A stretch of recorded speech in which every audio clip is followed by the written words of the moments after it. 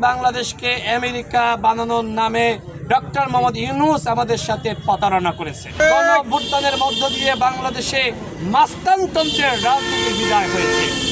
Doctor Mohammad ইউনূসের মতন একজন ব্যক্তি যার উপর আমাদের আস্থা এবং ভরসার জায়গাটা ছিল, যে আন্তর্জাতিক খ্যাতিসম্পন্ন এই নেতা আমাদের দেশের ব্যাপক পরিবর্তন করবে, আমাদের দেশকে সিঙ্গাপুর বানাবে, আমাদের দেশকে ইউরোপ বানাবে।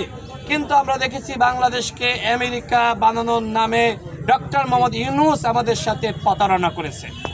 বাংলাদেশের কোথাও কি মনে হচ্ছে যে সিঙ্গাপুরে যে উন্নয়ন, চীনের যে উন্নয়ন, আমেরিকার যে উন্নয়ন, ইউরোপের যে উন্নয়ন, তার ছিটেফোঁটা বাংলাদেশে ডক্টর মোহাম্মদ ইউনূস দৃশ্যমান করতে পেরেছে?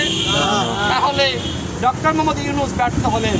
এর পরবর্তীতে যারা আসবেন তারা কতটুকু সফল হবেন সেটি নির্ভর করবে আমাদের সকলের সহযোগিতা এবং সদিচ্ছার উপরে। টাকা দিয়ে ভারতের নির্দেশনায়, রয়ের নির্দেশনায় স্বতন্ত্র নির্বাচন করার নামে নির্বাচন বানচালের চক্রান্ত করতে আসবেন, সেদিন কিন্তু জনগণ রাজপথে এমন ধোলাই দেবে জীবন নিয়ে ফিরতে পারবেন না।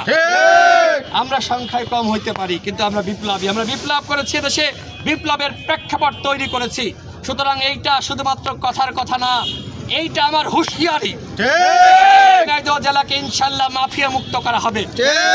সন্ত্রাস লালন করেছে, পালন করেছে, যারা আমার ভাইকে গুম করেছে, খুন করেছে, যারা ক্রস ফায়ার দেওয়ার নির্দেশও দিয়েছে, এই জেলাতে তাদের রাজনীতি নিষিদ্ধ ঘোষণা করা হবে। গণ অভ্যুত্থান সংগঠিত করেছে তরুণরা। তরুণদের নেতৃত্বেই আমরা নতুন বাংলাদেশ উপহার পাওয়ার স্বপ্ন দেখছি।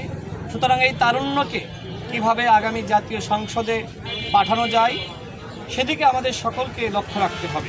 রাজনীতি করতে এসেছি, গুন্ডামি আর মাস্তানি করতে আসি নাই।